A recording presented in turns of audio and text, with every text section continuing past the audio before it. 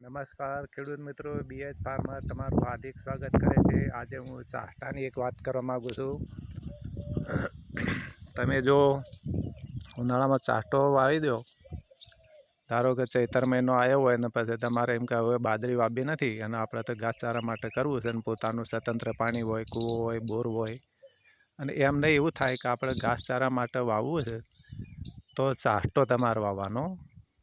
ચાસટો તમે જેટલો વાવો તેટલો તમારે ઘાસચારો સૂકો ઘાસચારો કરવા માટે ચાસટો વાવી દેવાનો, અને 45 દિવસમાં તમારે કાપણી થઈ જાય. વાઢીને તમારે પૂળા વાળીને ઘરમાં મોલવો હોય તો મૂકી દેવાય. અને એટલું આમાં ચાસટામાં એવું હોય છે કે ધારો કે તમારે પશુને લીલો ઘાસચારો નાખવો હોય ને તો નેગલ્યો ના હોય ને એનો ડુંડા ના આવે તો પશુને નખાય નહીં, કે એને મેણો સડે.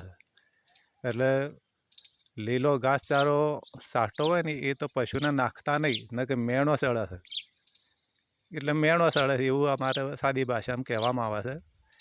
એટલે જ્યાં સુધી ત્યાંના ડુંડા કે નેગલ્યો ના હોય તો એને લીલું નહીં નાખવાનું.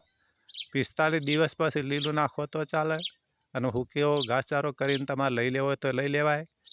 એટલે ઉનાળામાં સારામાં સારું ઝડપી આવતું હોય ને તો ચાસટો, એટલે જુવાર નહીં. જુવાર ઝડપી નથી આવતી પાછળ, એટલે જુવાર નહીં, ચાસટો ઝડપી આવવાની. 45 દિવસમાં તમારે કાપણી કરીને તમારે લઈ લેવું હોય અને સૂકા ઘાસચારા માટે પૂળા વાળીને તમારે તૈયાર કરીને ઘરમાં ડાળિયામાં ભરવો હોય તો ભરી દેવાય.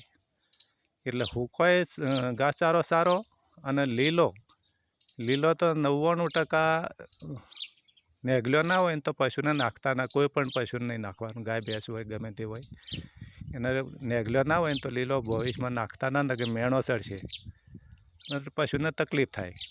એટલે તમારે ઝડપીમાં ઝડપી કાપણી કરવી હોય, વાઢીને ઘાસચારો લેવો હોય તો ચાસટો વાવી દેજો. જુવાર નહીં, જુવાર ઝડપી નથી આવતી. જય જવાન જય કિસાન.